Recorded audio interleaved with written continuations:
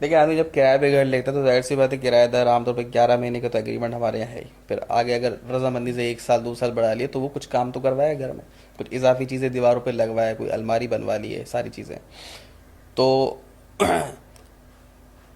یہ تو اختیار مالک مکان کو دینا پڑے گا کہ وہ ہر ایسا جائز تصرف کر سکتا ہے.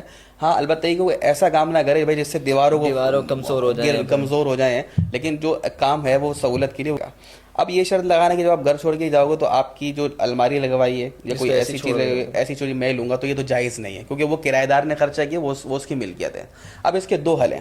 ایک حل تو یہ ہے کہ جب مکان خالی ہو رہا ہو تو کرایہ دار وہ چیزیں اکھاڑ لے اپنے ساتھ لے جائے. اب اگر دیوار میں کوئی خرابی ہوئی ہے تو وہ اس کی مرمت کروا کے دے گا، یا اس کی جو ایک قیمت آپ باہمی رضامندی سے طے کر لیں، کسی کو دکھا رہے ہو کہ بھائی مثال کے طور پہ 2,000 کا خرچہ ہے، آپ نے جو چیزیں اتاری ہیں تو 2,000 روپے مالک مکان کو دے دے. یہ ایک صورت ہے. اور دوسری صورت یہ کہ اگر مالک مکان اس کو اپنی طرف کرنا چاہے تو اس کی قیمت دے دے. اور شریعت یہ کہتی ہے کہ بھائی قیمت میں یہ آسانی کہ اکھڑے ہوئے کی قیمت دے دے.